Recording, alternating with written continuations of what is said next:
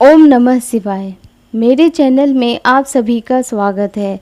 आज इस वीडियो में हम महादेव जी के अलौकिक रूप के बारे में जानेंगे, जहां सभी देवता रत्न जनित मुकुट रेशमी वस्त्र धारण करते हैं, वहीं महादेव ने अन्य देवताओं से भिन्न रूप धारण किया है। उन्होंने अपनी जटाओं में माँ गंगा, गले में नाग, माथे पर चंद्रमा, हाथों में त्रिशूल और डमरू और शरीर में बाघ की छाल धारण की है। क्या आप जानते हैं महादेव जी द्वारा इन चीज़ों को धारण करने का उद्देश्य क्या था? तो आज इस वीडियो में हम इसी उद्देश्य के बारे में जानेंगे। तो चलिए वीडियो को शुरू करते हैं और सबसे पहले जानते हैं कि महादेव जी द्वारा जटाओं में माँ गंगा को धारण करने का उद्देश्य क्या था। पौराणिक कथाओं के अनुसार महाराज भागीरथ ने अपने पूर्वजों को मोक्ष दिलाने के लिए और माँ गंगा को पृथ्वी पर लाने के लिए कठोर तप किया। उनकी तपस्या से प्रसन्न होकर माँ गंगा पृथ्वी पर आने को तैयार हो गईं, लेकिन उन्होंने भागीरथ से कहा कि उनका वेग बहुत तेज है और पृथ्वी उसे सहन नहीं कर पाएगी। उनकी पृथ्वी पर आते ही उनके वेग से वह रसातल में चली जाएंगी।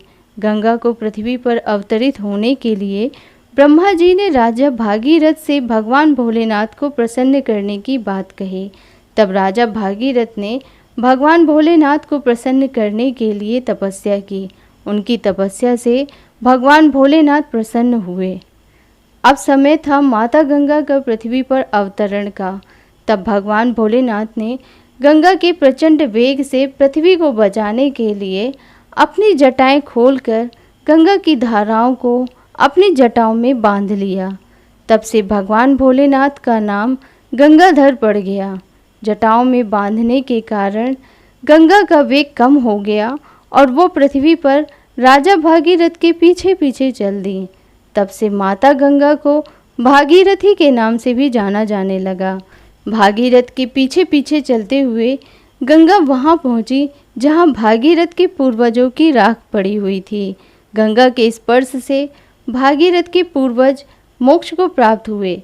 आज भी उस जगह पर मेले का आयोजन किया जाता है। तो अब आप लोग जान गए होंगे कि भगवान भोलेनाथ द्वारा जटाओं में गंगा जी धारण करने का उद्देश्य क्या था। अब हम जानेंगे कि महादेव जी ने अपने माथे पर चंद्रमा क्यों धारण किया। शिव पुराण में वर्णित कथा के अनुसार राजा दक्ष की 27 बेटियों का विवाह चंद्रमा के साथ हुआ था, लेकिन चंद्रमा सिर्फ रोहिणी से ही प्रेम करते थे, जिसके चलते राजा दक्ष की बाकी बेटियां हमेशा मायूस और उदास रहती थीं।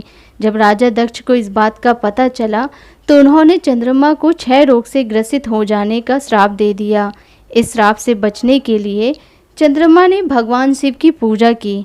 भोलेनाथ चंद्रमा के भक्ति भाव से प्रसन्न हुए और उनके प्राणों की रक्षा की। साथ ही चंद्रमा को अपने सिर पर धारण किया। लेकिन आज भी चंद्रमा की चमक घटने और बढ़ने का कारण महाराज दक्ष द्वारा दिए गए श्राप को ही माना जाता है। तो ये थी वजह जो भगवान शिव ने चंद्रमा को अपने मस्तक पर धारण किया था। अब हम जानेंगे भगवान शिव के गले में लिपटे हुए नाग के बारे में। कई बार भगवान शिव के गले में लिपटे हुए नाग को देखकर आपके मन में भी यही ख्याल आता होगा कि आखिर क्यों शिव जी उसे अपने गले में स्थान देते हैं। पौराणिक कथाओं के अनुसार नागराज वासुकी भगवान शिव के परम भक्त थे। वह सदैव ही उनकी भक्ति में लीन रहते थे।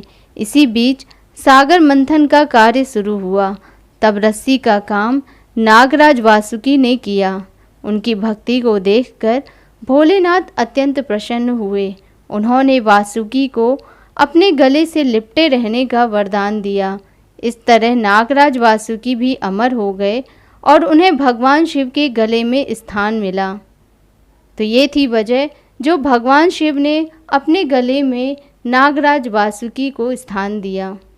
अब हम जानेंगे कि भगवान शिव अपने हाथों में त्रिशूल और डमरू क्यों लिए रहते हैं।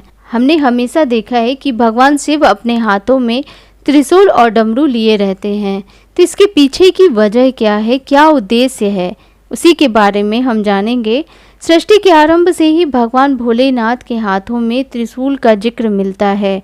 पौराणिक कथाओं के अनुसार जब शिव जी प्रकट हुए तो उनके साथ ही सत्य, तम और रज ये 3 गुण भी उत्पन्न हुए, जो कि त्रिशूल के रूप में बदल गए।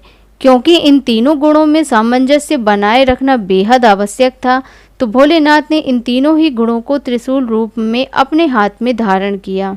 भगवान शिव ने जिस तरह से सृष्टि में सामंजस्य बनाए रखने के लिए सत्य, रज और तम 3 गुणों को त्रिशूल रूप में धारण किया, ठीक उसी प्रकार सृष्टि के संतुलन के लिए उन्होंने डमरू भी धारण किया था। एक कथा के अनुसार जब देवी सरस्वती का प्राकट्य हुआ तो उन्होंने वीणा के स्वरों से सृष्टि में ध्वनि का संचार किया, लेकिन कहा जाता है कि वह ध्वनि सुर और संगीत हीन थी। तब भगवान भोलेनाथ ने नृत्य किया और 14 बार डमरू बजाया। मान्यता है कि डमरू की उस ध्वनि से ही संगीत की धुन और ताल का जन्म हुआ। डमरू को ब्रह्मदेव का भी स्वरूप माना जाता है। तो भगवान ने सृष्टि में संतुलन को बनाए रखने के लिए ही अपने हाथों में त्रिशूल और डमरू को धारण किया है। अब हम जानेंगे कि भगवान शिव बाघ की खाल क्यों पहनते थे। भगवान शिव को बाघ की खाल पहनना इतना पसंद क्यों था। एक पौराणिक कथा के अनुसार जब भगवान विष्णु ने हिरण्यकश्यप का वध करने के लिए नरसिंह अवतार धारण किया था, तब वे आधे नर और आधे सिंह के रूप में थे। हिरण्यकश्यप का वध करने के बाद नरसिंह भगवान बेहद क्रोध में थे। तब शिव जी ने अपने अंश अवतार को उत्पन्न किया, जिसका नाम वीरभद्र था। तब उन्होंने नरसिंह अवतार से प्रार्थना की कि वो अपना क्रोध त्याग दें, लेकिन नरसिंह नहीं माने। तब शिव जी के अंश अवतार वीरभद्र ने सरभ का रूप लिया। यह गरुड़, सिंह और मनुष्य का मिश्रित रूप था।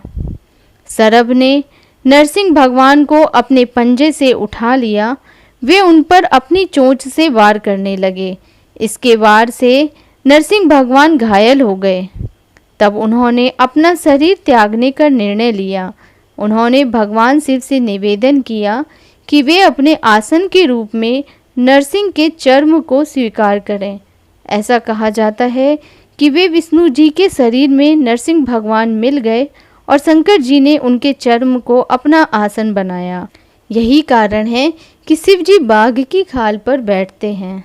तो इस तरह से भगवान शिव द्वारा धारण की हुई चीज़ों में कुछ न कुछ उद्देश्य अवश्य रहा है, जो कि जन कल्याण के लिए हितकारी है।